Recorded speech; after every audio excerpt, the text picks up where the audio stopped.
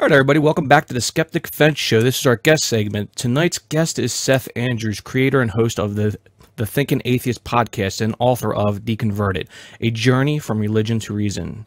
He is also a frequent speaker at free thought events across the country. His website, of course, is thethinkingatheist.com. Main topic for discourse tonight is religious deconversion, but we may hit briefly on other topics or issues, of course. This is how it works. Seth, welcome, and it's our honor to have you on the Skeptic Fence Show tonight. I'm a big fan of your work. Thank you, sir. Thank you. Thanks for the invite. I feel like Dr. Evil here with Mr. Bigglesworth. The dog just walked by. So I just sort of picked him up. This is Henry. He was a rescue from first part of March, and he's become a member of our family, so I find myself always grabbing onto him whenever he's close by. But no, thanks for letting me be a part of the show. It's a pleasure to be here. I appreciate it. Thank you very much. Paul, I think we have a small bio. You want to get with that? Get going? Yes. Right. It's great to have you with us.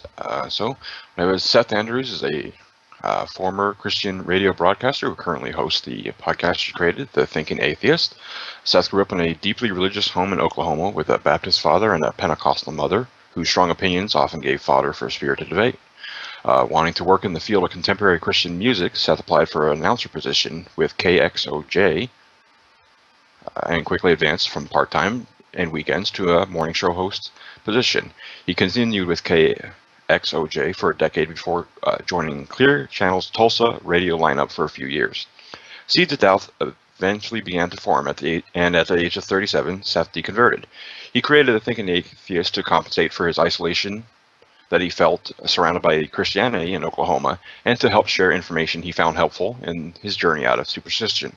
He wrote in detail about his deconversion in his book, which we'll discuss tonight, Deconverted, and toured with Aaron Ra and Matt Dillahunty, known as the Unholy Trinity Tour, to share their stories, field questions, have fun, and encourage listeners to embrace a personal relationship with reality. Well, thank you, Paul. Anything else you want to add to that, Seth? Are we good to go? Yeah, it's wild having people know so much about my story. I mean, it's awesome that people have taken it personally, but to hear sort of the chronology of one's life, and you go, yeah, that's kind of how it went. No, and I'm all good. I just, mostly just came from the buckle of the Bible belt. Everybody goes to church. Everybody prays before meals. Everybody thanks God for the stuff human beings do. And so the idea of being an atheist in this part of the country is, it's not always the most popular thing to say at parties. But I've often said that I'd rather be an atheist here than where nobody cares. At least here somebody's got an opinion. At least here you can have the discussion, have some debate about it, Correct, and I totally agree with you 100% there. That being said, before we start here with the Q&A, I need to know who won the epic lawn battle on the lawn. Oh, was it Cat Wimbledon today? Yeah, was it Cat or was the sprinkler? Who won that battle? Oh, that video you posted. Well, I thought you were talking Federer Djokovic. I'm sorry. Well, the sprinkler won the cat battle. I have a video on the YouTube page where we've got Cat, who's a Persian, this snooty Persian cat. And when we sit on the back porch and chill out with a glass of wine, relax, he likes to walk the perimeter. It's the only time we really let him outside. And we knew the sprinklers were coming on, so we just pulled a phone video out and caught an awesome shot. He's standing right on top of the head. and that cat epic. Went airborne. It was beautiful. Nice. It was it grieved me to see him distressed, but outside of that, it was freaking hysterical. Oh, yeah. It was pretty Sprinkler won. So the sprinkler did win. Okay, great. Oh, yeah. Yeah, it's funny because it reminds me of like epic rap battles, like the cat, the sprinkler. So that being said, let's move on to my first set of questions here. I'd like for our viewers to get to know who you are if they don't know who you are before we get to the Q&A. That being said, give us a little background on who Seth Andrews is, your religious background growing up. Feel free to expand a little also on your journey from religion to reason. Yeah, well, forgive the voice. I've got, for some reason, my voice is starting to leave me. So I feel good, but I sound like Kim Carnes. So forgive me. I was raised in a tremendously loving home. Mom and Dad would have done anything. They would have given their lives for their children. I'm one of 6 siblings, or 6 kids, including an adopted. I have a twin sister. And Mom and Dad were hardcore believers. They were true blue Sunday, go to church, pray at every meal, and beyond. They met at Oral Roberts University. My mother used to write sermons for pastors and even wrote a Greek New Testament study guide. They honeymooned in the Holy Lands back in 1967. They went on their honeymoon to walk the footsteps of Jesus. That's how hardcore they were. Wow. So, I mean, there was no casual Christianity. It was true blue. And, you know, Dad came from more of a conservative thing. He was an ex-Lutheran. He was, if you could call him kind of a Baptist, he wouldn't say he was a Baptist, but if you had to put him in a shoehorn him in somewhere, Baptist probably makes sense. He didn't hold to speaking in tongues. He believed that you receive the Holy Spirit at salvation, which Baptists do. Mom was more of a Pentecostal type. She believed in, you know, the speaking in tongues, and we sort of split our time growing up between conservative Baptist and pew jumping Pentecostal churches. Went to a Baptist Christian school from my 5th grade through my senior year. I was a spokesperson for Youth for Christ. I mean, I was all in. There was no other reality. This is the truth with a capital T. Jesus is real. Jesus walked the earth. Man, who everybody else is deceived. And look, lucky me, fortunate me. I've been fortunate to be born into a family that has a bead on the facts. And before long, my love for contemporary Christian music, which was sort of the soundtrack of my upbringing, led me into the business of Christian broadcasting. And you still enjoy the music, don't you? Go ahead. Go ahead. I'm sorry, once again. I said you still enjoy the music, don't you? You still listen to it, don't you? Or no? No, I don't. No, I can't. Let me give you the short answer to an answer that's not short. Christian music back in the 70s and 80s was so shot on a shoestring. It was so produced on a shoestring. It was bad, and it knew it. And it tried to be everything that pop and rock radio was, and it knew it, self-consciously so. Oh, look, here's a pop hit. Let's try to do that. We don't have a budget, but we'll do something, you know. And so we were always a pale imitation of what was happening in the pop and rock marketplace. And in the 90s, the major record labels came in and sort of started scooping up all these boutique Christian labels, and they got better budgets. And the popularity of the format was just huge in the 90s. And I was with it through both incarnations, back when it was on a shoestring and everything kind of sucked, to the days when they had, you know, big budgets and big concert tours and big money and big promotions.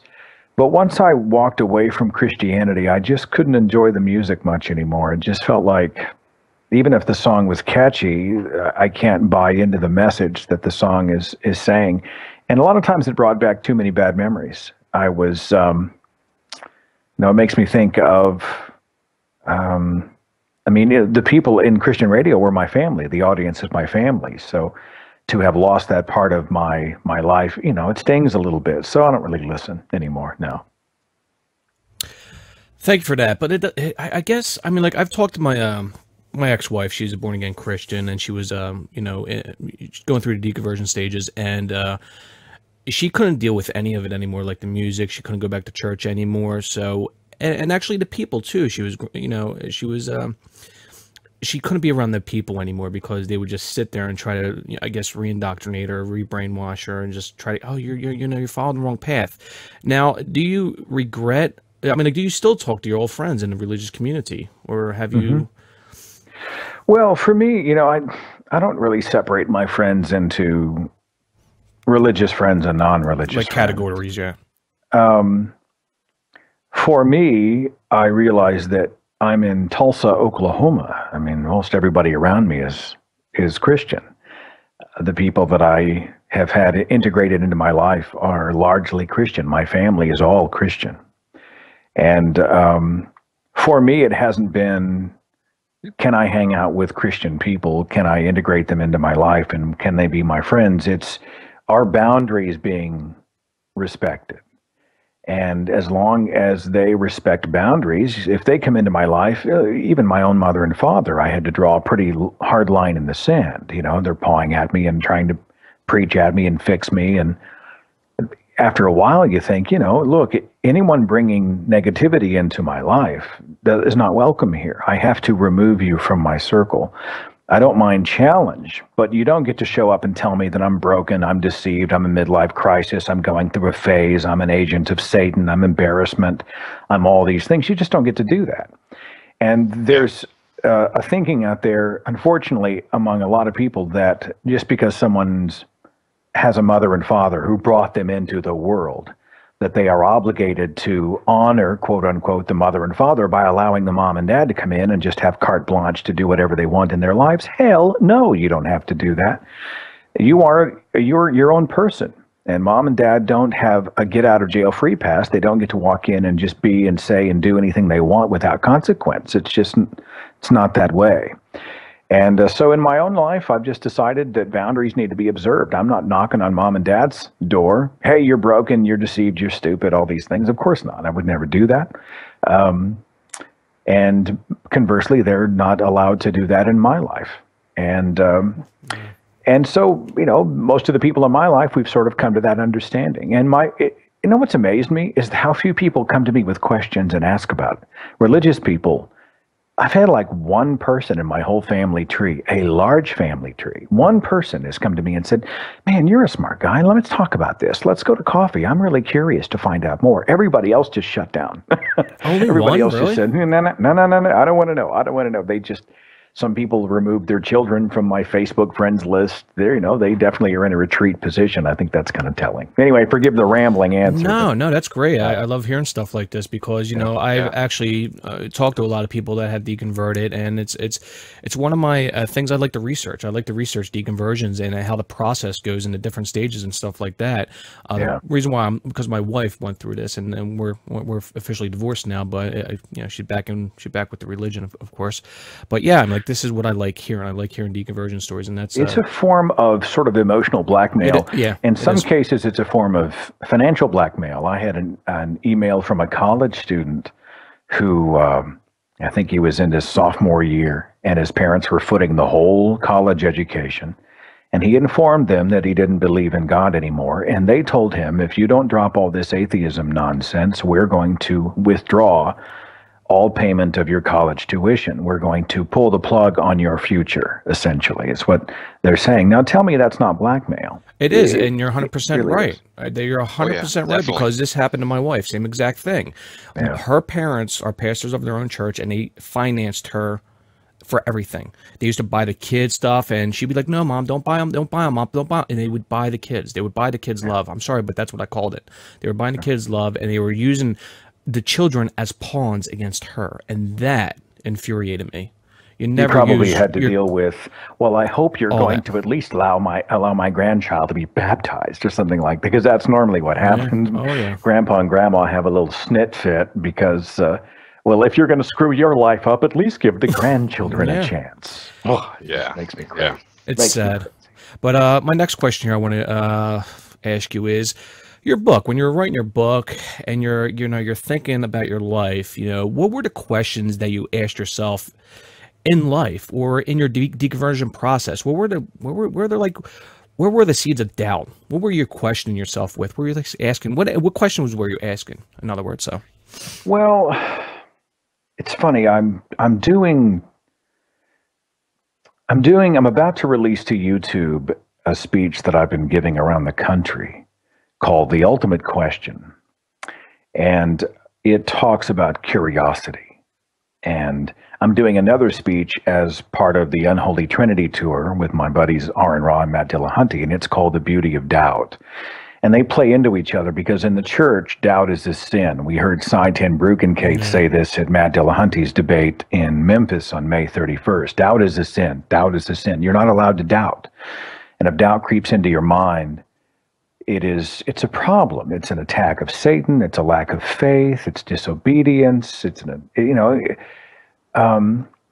And I had this sort of increasingly loud alarm bell of doubt in the back of my mind when I saw things like the death of Christian recording artist Rich Mullins in 1997, a horrible car accident, and I'm charged to go on the radio and tell everybody that God called him home to a better place. And in the back of my mind, I'm like, yeah, really? This is God's master plan that doesn't really wash. The attacks of 9/11 were big for me. I was on the air at Clear Channel at the time, and we're praying for safety. We're praying for the rescuers. We're praying for the victims. And this ship has long sailed, right? The buildings are already burning and falling.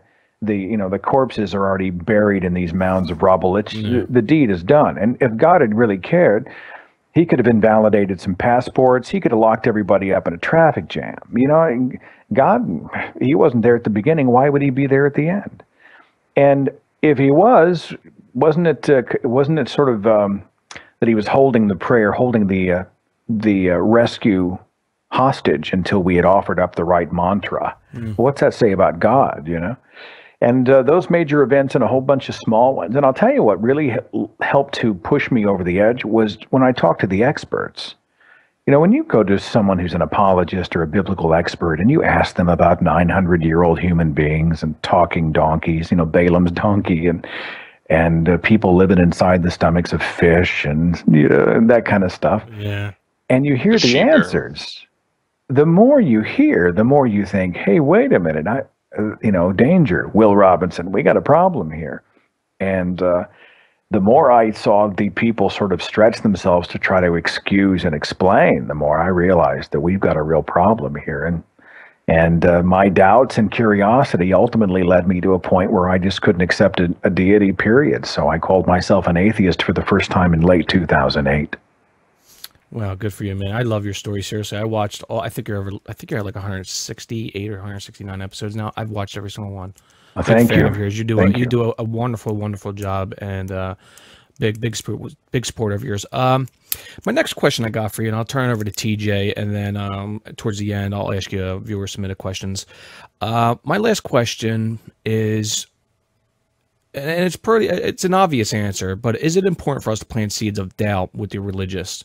And also, I got another question here on top of that is, and I think you might be able to tie these two in, is what advice would you give a child or a teenager that has been indoctrinated, like maybe you have, feared into religion, so on and so forth? What advice can you give them?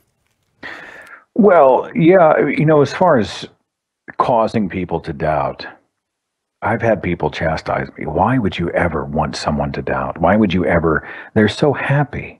Look, they're happy where they are. Why would you go stir the waters? Why would you disrupt things? Why would you cause conflict? I had one person contact me. He was a buddy of mine from years ago, and he, I guess, was listening to the shows, watching some of the videos, and before you know it, he was asking questions, and he was struggling, and his wife was just traumatized by it all. She married a good, solid Christian man to raise good, solid Christian kids. And when he started to really shake off some of that, she flipped. But I honestly think I'd rather be, it's like the Russian proverb, I'd rather be slapped with the truth than kissed with a lie, right? Yeah. And I think how we plant those seeds of doubt is important. We've many times gotten it wrong by just jumping on people and saying, look, there's no evidence for any of this. You're all losing your minds. This is just stupid. If you jump on top of them like that. Well, the first thing they do is they erect a barrier of defense. It's like you've insulted their children, right? If your objective is to feel intellectually superior, fine, knock yourself out. If your objective is to try to affect change and change minds, then telling somebody they're an idiot is not really the best way to go. I like to start with questions. I like Boghossian's method, he writes about that in a manual for creating atheists, where he talks about the Socratic method, and you just ask questions. Yeah, we've had him on the show and talked about that, the Socratic method. I think it's effective, man. And what it does is it allows them to take ownership of the questions and the answers that they come up with. Now, they're going to probably go on the defensive a little bit anyway, but they don't feel as attacked, and I think they're more likely to cultivate those, sort of allow those to germinate in the back of their minds over the courses of days, weeks, months, even years. And hopefully one day they'll decide that their desire to know is greater than their desire to believe. Correct. As far as young people, I just think encourage curiosity. Religion kills curiosity, just snuffs it out. And it hurts my heart to see it happen. And so people are like, well, don't you think we should not teach children about Christianity? Let's teach them Christianity. Let's also teach them Islam. Let's teach them what those tenets of belief are. And, let's go over here and talk about the Jehovah's Witnesses and the Mormons and some Eastern religions and Scientology and everybody. Let's take a look at all of them. Let's do a comparative religions class and allow them to see that most of these major religions are essentially doing a dance to the same tune, their own sort of interpretation to the music. And I think kids are smart enough, they'll see it coming. Oh, look, they've all got their own deities. They've got their own holy books. They've all got their temples of worship, their paradise, their pain. They've got their doctrinal statements. There's so many similarities here, and everyone thinks they're the right one. I wonder. I think kids might be smart enough. They might be smarter than we give them credit for. Exactly. I totally agree with you there. Yeah. That being said, I'm going to hand it and pass it over to TJ here. TJ, have at it. How you doing, Seth? Well, thank you. Thank you. I'm a big fan. I've been watching your stuff for a long time. Thank you. I'm known on this show, for asking the hard-hitting questions, and so you'll have to forgive me if I really lay it on you. So, all right. When exactly did people start telling you that you had a voice for radio? When did they start telling me? I don't know what happened. I always had the ability to communicate, and I kind of think it's my dad's, it's because of my father. My dad's deaf, and he doesn't sign, and so he had to be able to read lips. You had to be able to open your mouth, use economy with your words, and so every night at dinner, it wasn't like we could just mumble our way through the conversation. We had to look each other in the eye. We'd look Dad in the eye. We had to know what we wanted to say. I'd always suffered from kind of an excess of personality anyway. And when the voice changed, before I knew it, I was sort of the spokesperson for all these little religious groups. Oh, look, Seth's a natural leader. He's a great communicator. Let's make him this part of student council. Let's make him a Youth for Christ spokesperson. Let's do this with him. Let's do that with him. And the voice, it was just, I don't know when it changed, but it just sort of stuck, and everybody talks about it. So look, if it ain't broke, I'm not going to fix it. Yeah. That's right. Yeah. I'll take it, I'll take it. All right. Moving along. You were talking about, you can't just go around calling people idiots and then expect them not to be, to get defensive. But do you think that maybe ridicule and mockery are effective ways to get people to at least, look at their beliefs more critically? Yeah, I do. I think it's situational. I mean, you walk into 100 different situations, I think you're going to probably do 100 different variations. And I love David Silverman and the folks at American Atheist. I think they're fantastic people. I don't always agree with that sledgehammer approach, the Marines going in and I'm not, sometimes I think maybe a softer hand would be more effective.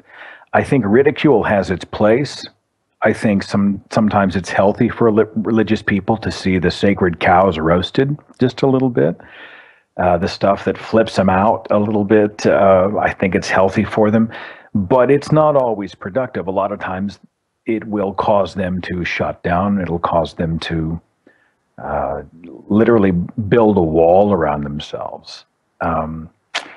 But, if we're talking about, people who gain superhuman strength based on the length of their hair, as in this, the story of Samson in the Bible, well, that's pretty ridiculous. I think we should, that's fair game. One of the best examples was a shot of Jesus Christ nailed to the cross. It was that shot from the end of The Passion of the Christ where Jim Caviezel had just gotten the crap kicked out of him. He's all covered in blood. He's nailed up to the cross, and the caption said, "Not going anywhere? Try a Snickers." Nice. I posted that and got so much grief. That's great. Funny. That is funny. But I've softened my approach over the years because while it's always fun to ridicule the ridiculous, I think in the arena of changing hearts and minds, there are often other ways to approach it. So I try to balance it out as best I can. I don't always get it right. That's a very good point. Yeah, I just think when you come out as an atheist and you just feel like you've been duped, I guess, to a certain point, and when you come out, you have this angst. You're like a little angry, like, God, really, I believe this stuff. And then you come out, and like you, Seth, I think once you move on with your life, I think you become more, calmer in your approach when you deal with religious issues. So there's a lot of truth to that. I felt duped. I was pissed off that nobody was listening. Hey, look, does no one care? Look at the facts. Look at the evidence. Does no one care? What's the matter with you people? I found myself hugely frustrated. And honestly, the other reason that I would ridicule were sacred cows at the time, things that we were told never to do. Oh, you never speak out against the Holy Spirit, or you never blaspheme, or you never do anything negative in relation to Jesus or Yahweh.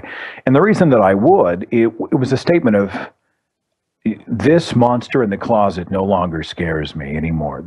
This has no power to control me. These fear pimps who told me that you're going to go to hell, you're going to be divinely punished, you're going to be attacked by demons, you're not going to prosper in your physical life, your whole life will go wrong if you do these things. I would come out and ridicule these sacred icons of my former faith as a demonstration that this stuff holds no more power over me. I'm not any more scared of Satan than I am of Lord Voldemort. He doesn't have any control over my life. There's one person who governs my actions and accepts the rewards and consequences that come with my decisions. That person is me. I'm comfortable with it. Game over. Move on. And it was liberating to be able to do that, to be able to just step on the serpent and say, screw it, this doesn't control, I'm not scared anymore. Bring it, threaten me all you want with hell. It makes no difference to me whatsoever. I love it. Step on the serpent. Go ahead, TJ. Yeah. Let's see. Why do you think it is that we're currently seeing so many more religious people deconverting than non-religious people converting? Well, I don't think, here in the United States, for sure, the genie is out of the bottle. We've come to the point now where if a pastor, preacher, parent, or pundit says something that sounds kind of hinky, anybody anywhere who cares can go and find vetted, sourced information by peer-reviewed experts in the field and check it out. And because that's the case, pastors and apologists are getting away with a lot less. Oh, yeah. People are becoming less and less inclined to just nod and smile. Amen. Amen. It sounds really good. More than anything else, they'll say, well, wait a minute, that sounds kind of wrong. And then they'll go, and before you know it, they've stumbled upon a video about evolution by a trained evolutionary biologist like Dr. Jerry Coyne, or a paleontologist like Dr. Donald Prothero talking about Noah's flood. Hey, did that happen? Boom. They are able to see a peer-reviewed expert talk about it. Another thing I think is interesting is that the generation of the 25s and youngers don't freak out about the stuff that our parents freaked out about. Our parents were weird about, oh, is he gay? Oh, I'm scandalized. He came out as homosexual. He's perverse. Stay away. And the kids today are like, I've got friends that are gay. Who cares? I've got other things I want to talk about. I got other things I want to think about. They don't flip out about denominations. They don't flip out about the inerrancy of Scripture. They don't flip out about, drugs and sex and everything else as much. They've taken more of a passive approach because they're more interested in other things. And I think that... they approach religion rather loosely. It's just not as critical to them. And in 20 years, I think, Silverman said in 20 years, he thinks that the United States will be at a point where, religion will never go away, but it'll be at the point where it's kind of like marginalized. Whatever. It won't hold all the political power. It won't hold all the purse strings. It'll be an element, but it won't be the biggest stick in the playground. And I think there's a lot of merit to that. I'd like to certainly see it happen in the next couple of decades, if not less. Yeah, I think the next generation, we're going to see a difference. I think a bigger difference than our youth demographic now. So I honestly think it'll take longer. I don't really. Yeah. I don't. I think it'll be 20 years before Florida decides to legalize pot. For Christ's sake, it's going to be forever. Anyway, hang on. I want to throw something out if I can. The one thing I have noticed, and it's going to be a ball to watch, is as the people who have previously spoken unchallenged in the name of religion are becoming more and more challenged. I mean, every time Pat Robertson goes on TV, have you noticed he's gotten even freakier and more bizarre and more panicky? And the more we see the control being lost by organized religion, I think the more freaky these cats are going to be. And it's going to be a ball to watch. I mean, they're dangerous, like a wounded animal. They're going to be swiping and swatting and crying and wailing and flipping out. And they can be dangerous. But at the same time, I think it'll be very telling to see just how bizarre and panicked their sort of their processes, their arguments, their reasonings, their methods become. It's going to be like a car wreck, you know, and we'll just be driving by going, oh, wow, that's bizarre. Anyway, just an observation of mine. No, you're 100% right. I've been saying that for years. Like, you know, as the years go on, they're going to get more extreme interviews. That's going to happen. Yeah. Bizarre. Yeah. All right, CJ. But what's the most annoying argument that you hear from Christians?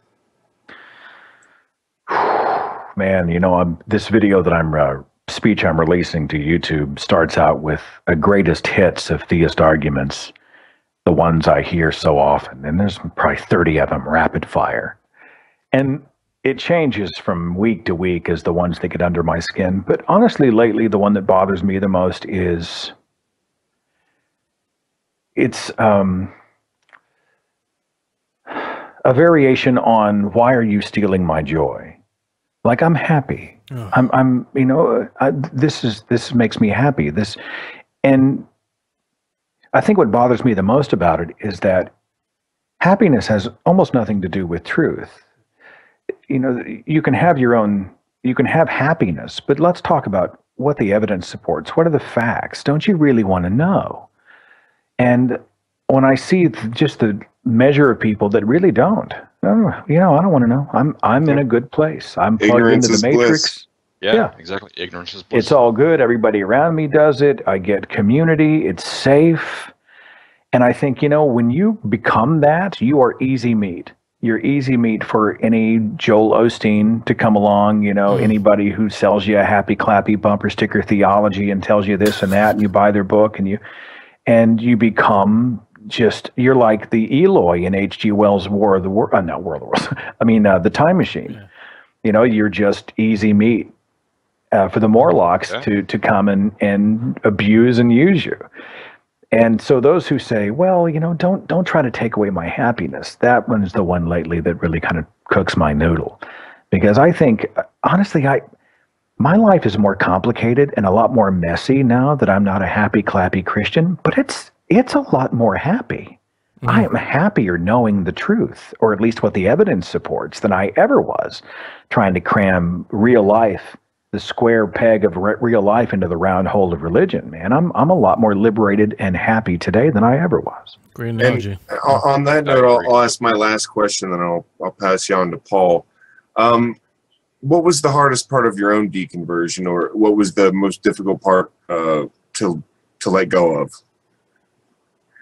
I mean, families, obviously, you know. The most difficult part for me has been the strain it has put on the relationship I have with my mother and father. Dad's going to be 80 this fall.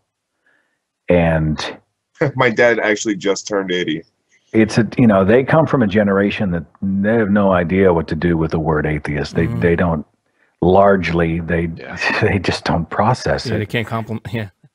He's, I mean, imagine, his son's not just rejecting everything that he taught him. I mean, mom and dad did so much to try to keep us in church and keep us around Jesus, and they tried so much. And now that I'm an atheist activist, my father sees it as his failure.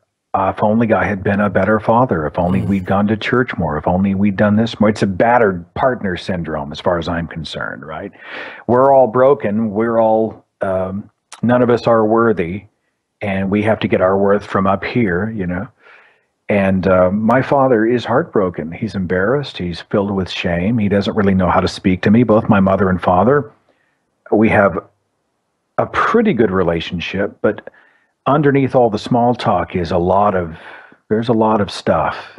And And it pains me that, I may lose my dad in the next several years. I don't know. He's in good health. But I mean, how long do we have left before he and I get to act like father and son and just talk about real life and respect each other? And instead, his Christianity is the elephant in the room. I'm the prodigal son. I'm the pet project. I have to be fixed or else. And the casualty of the relationships that I've had with my mother and father are probably the one hardest thing about my apostasy. And the heartbreak they feel gives me no joy. I wish I could remove that. But honestly, it makes me hate religion even worse than I already do. That's exactly what I was going to say. It just drives me further to try to prevent this scenario for other people who might be going through it with their own families. Going through that would definitely lead more people, I would assume, to not put their children through it the same. To not have some kind of ultimatum in the relationship like that. Anyhow, this is a true story. Last Father's Day in 2013, I sent a letter to my dad after years of going round and round, and it was just essentially, love you, Dad. You're amazing. I know you've sacrificed a lot. Thank you for loving your children. I know we've had our differences, but I just want you to know I'm proud to be your son. And a day passed, and he sent me a reply that essentially said, well, I'm sorry, son, but there can be no fellowship with an unbeliever. And after that, we didn't speak for like half a year. And essentially what had happened was he chose an invisible father over a flesh and blood son. And this happens in religious families all around the world. And I'd like to see that go away as soon as possible. So. Thank you for making me tear up a little bit there. Yeah, exactly. Thank you very much for being on the show and for answering my questions. And I'll keep watching your videos, so keep putting them out there. Thank you very, very much. All right, Paul. All right, now it's on to me. Cool. Yeah, I've been listening to the questions here, and it's been bringing back memories and things that I haven't thought about from my own processes. And you were talking about family and your mother and father, and my own family. I've actually gotten into arguments about it. How do you? Are they? I mean, you haven't talked to them in a while, but do they still try to proselytize or preach to your children, or do they not have contact, or how is that? When I first started to question my faith, I questioned them. They were the quote-unquote experts. They were some of the people I questioned. And after that, they went into full panic mode, and it was nonstop proselytizing. Email after phone call, the tears, and here, read this book. It's by a Christian who is also a scientist, and he can prove that the Bible is proven by science. It's usually Stephen Meyer or somebody like that. And I finally got to the point where I had to say enough. We went on for years.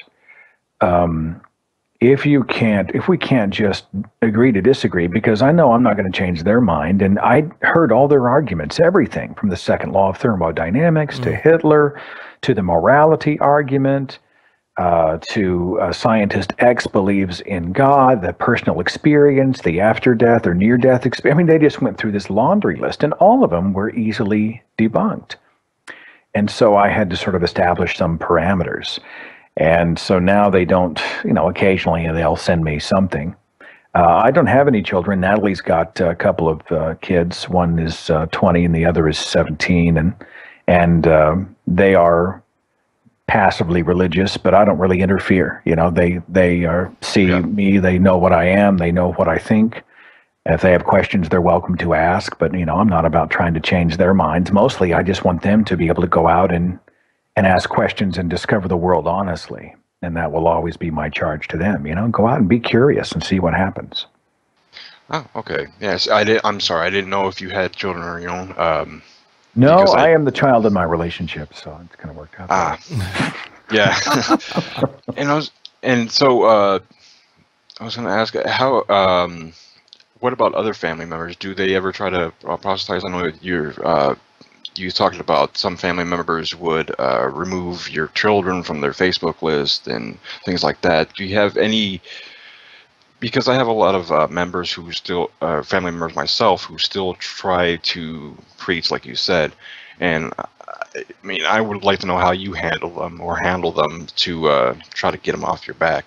I had one sibling say, I just don't know if I should allow my children to be your Facebook friend.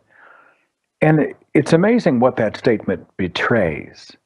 If you are standing on absolutely firm footing, on an irrefutable position backed by the most powerful and intelligent creature in all the universe, I would think you would welcome any and all opposing viewpoints. You'd want to be surrounded by them because they would just splash right off of you. There's nothing that would be able to move you.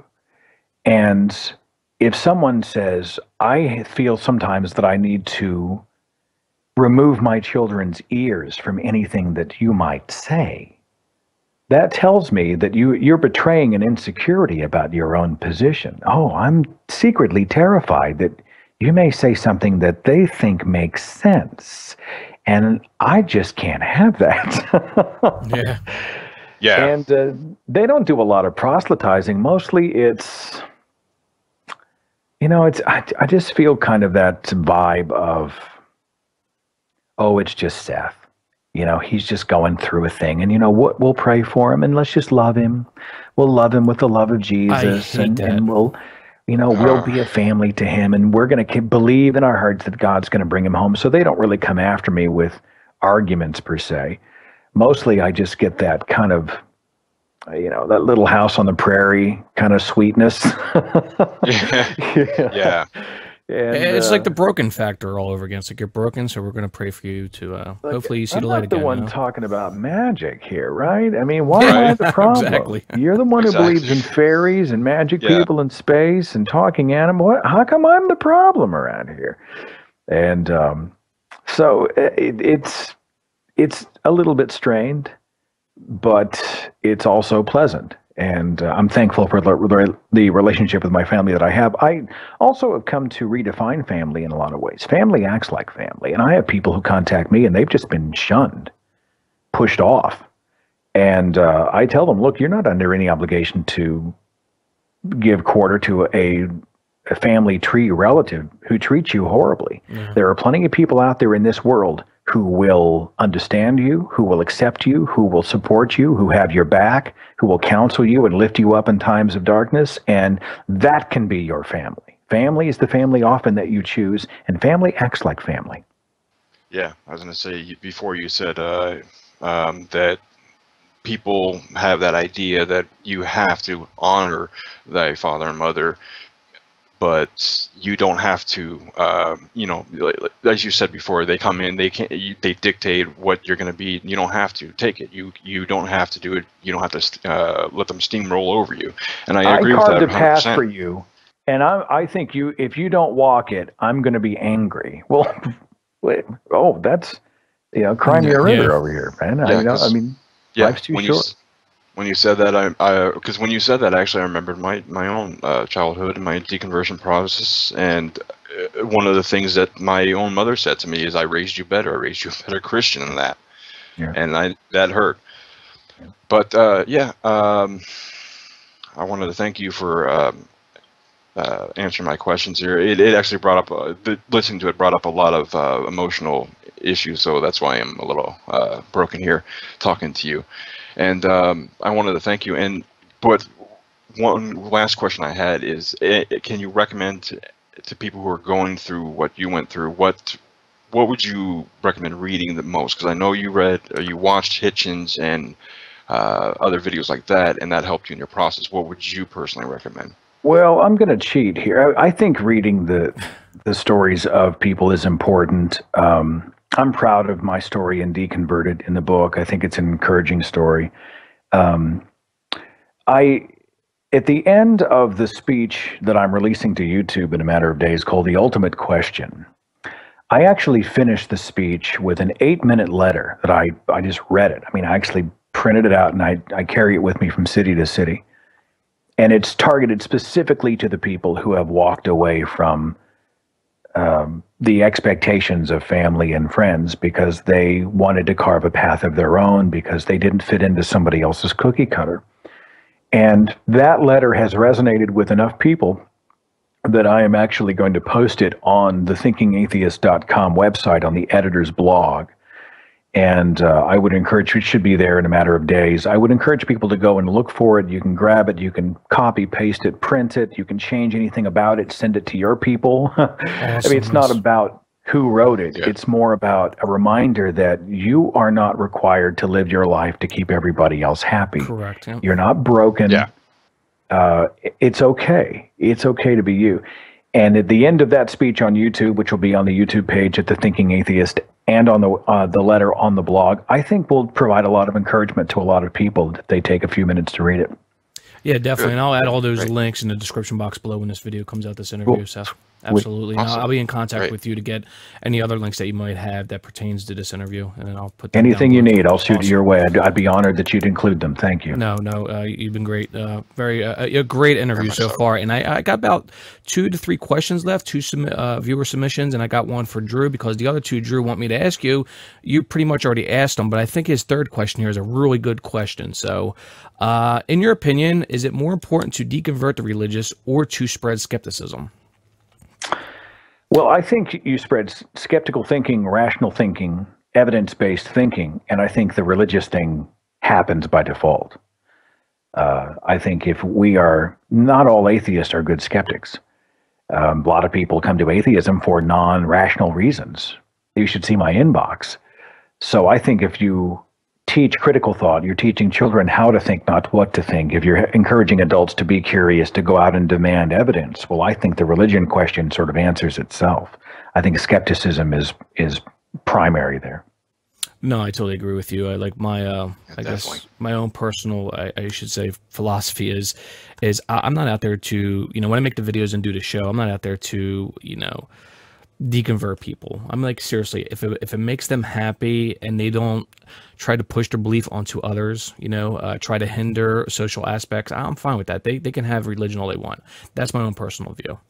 And I'm fine with that. So, if they hold more of a deist position, if they believe there's a higher power, those people aren't the folks that are bothering me. It's the people down at, the Texas school board who are trying to jackhammer creationism into science textbooks. It's the people who are legislating Christianity from the halls of Congress. Those are the people. Or I'm doing SCOTUS. Sure. SCOTUS, who just ruled on Hobby Lobby. Those are the people I'm most interested in. No, I agree with you 100%. That's what I do too. So yeah, there are people we attack, at least not attack, but what we talk about here on the show when we do our topics or our new segment. My first viewer submission is from I should say Tom Stallcup. What's your approach to the theistic claim of every building needs a builder, every painter needs a painter, or that creation is self-evident?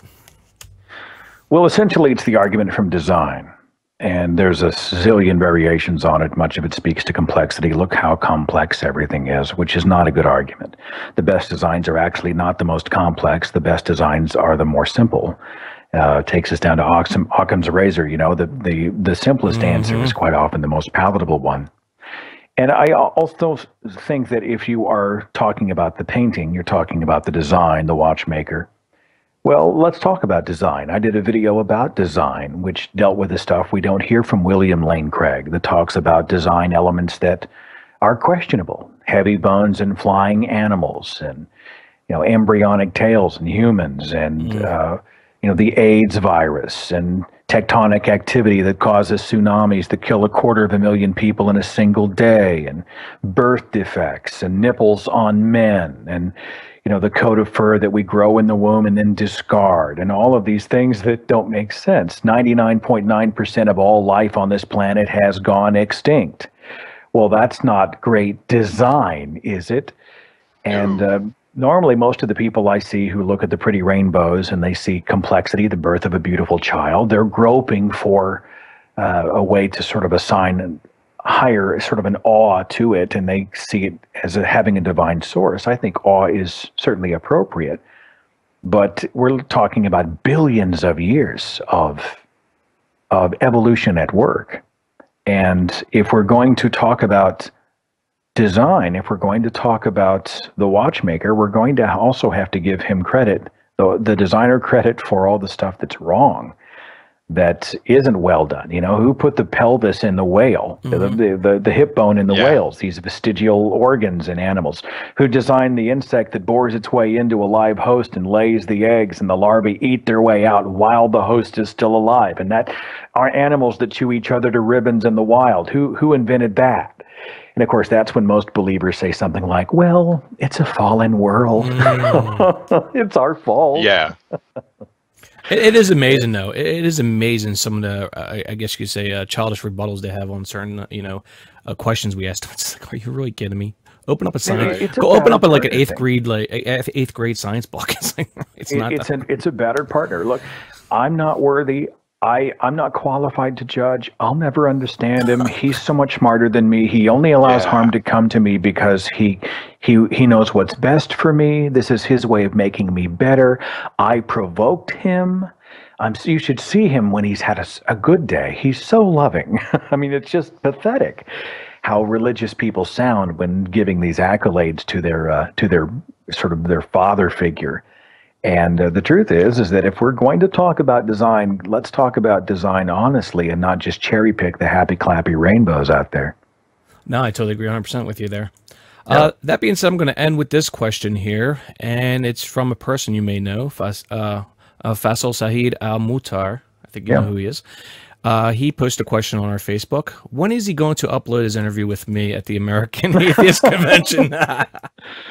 It won't be long. I shot in Salt Lake City. I don't know how many interviews I had. I posted the ones with Miriam Namazi and Matt Dillahunty.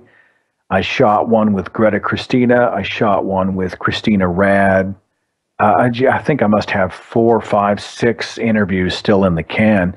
But with the tour schedule, and I went out and produced the debate between Matt Dillahunty and Cy Tim Bruggencate. I'm producing the videos of the Unholy Trinity tour stops. One way or the other, those speeches will go online. And I'm preparing to get married in about 4 weeks in Alaska. Nice. So I've just been flying these days. But it will, tell him to keep his pantyhose on. It will post, and probably by the end of the summer. So it's coming. Awesome. So, nice. Seth, thank you very much.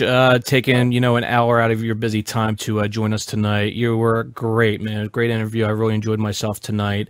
And no, I do appreciate it, sir. The host tonight, what am I saying here? Our guest tonight was Seth Andrews, host of the Thinking Atheist podcast and author of Deconverted, A Journey from Religion to Reason. More information on his website, thethinkingatheist.com. And also, it's a great website for resources, and it also has a really kick-ass forum. So go check that out for all the info on Seth here. And it was an honor and pleasure to have you on the show tonight, Seth. Thank you very much. It's an honor to be here. And thank you guys for the work you're doing. I think we all do what we can, where we can. I think your show's an important part of this piece of this movement, and the idea that we're all part of the discussion, doing what we can. I think it's hugely important. Yes. So big thanks to you and your audience, and keep swinging. We are making a difference. Thank you. Thank you for the nice nice kind words. Thank you, Seth. Thank you. You have a good night. Thank you very much.